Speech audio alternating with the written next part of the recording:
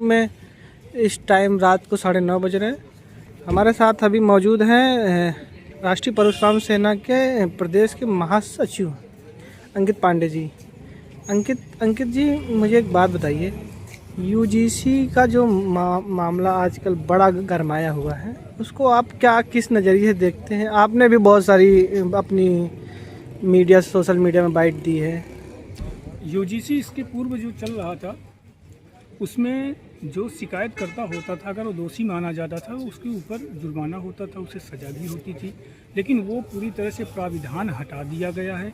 अब शिकायतकर्ता अगर दोषी भी है तो ना तो उसे कोई जुर्माना है ना तो कोई सज़ा है। तो यूजीसी जो ये नया कानून है ये सवर्णों के लिए बेहद ही हानिकारक है, एक नंगी तलवार जैसी है।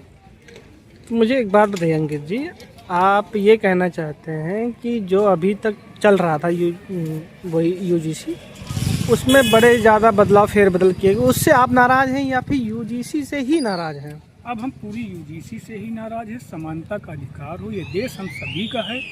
यहाँ अभी तक हिंदू मुस्लिम करके बांटा जा रहा था, अब यहाँ पर हमें जातियों के रूप में बांटा जा रहा है और अब जातियों के रूप में हमें लड़ाया जा रहा है। नहीं, बिल्कुल है, आपकी बात बिल्कुल सही है। मुझे एक बात बताइए, ये तो कहीं ना कहीं थी ना, उच्च जाति और निम्न जाति का स्तर तो था ही ना समाज में। क्या पता सरकार इसके सोच में रही हो कि भाई एक बराबर कर दिया जाए। तो सरकार अगर इस सोच पे रही है तो क्या सवर्णों का ही सिर्फ हनन किया जाएगा देश में? क्या सवर्णों का कोई योगदान ही नहीं देश में? नहीं, योगदान तो बहुत है, सवर्णों का भी है, बाकी जातियों का भी है, बाकी लोगों का भी है।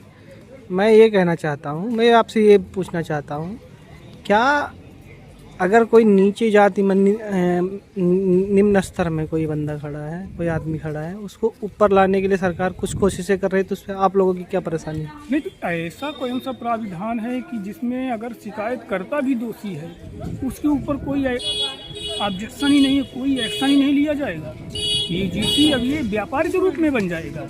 हमारे जो बच्चे पढ़ रहे हैं, हमारे जो भाई पढ़ रहे हैं, बहनें पढ़ रही हैं विश्वविद्यालयों में, तो उनके ऊपर जब ये एक्ट लगेगा तो ये व्यापार के रूप में होगा। हम सुलहनामा करवाने जाएंगे तो वहाँ पर हम लोगों से रुपया मांगा जाएगा, हम लोगों को घर जमीन खेत बेच करके उन्हें सुलहनामा करवाना पड़ेगा, उनकी जमानत लेनी पड़ेगी।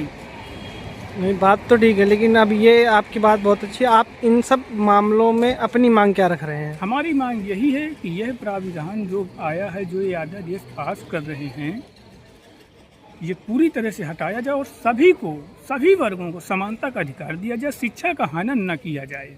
चलिए, बहुत बहुत धन्यवाद आपका अंकित जी।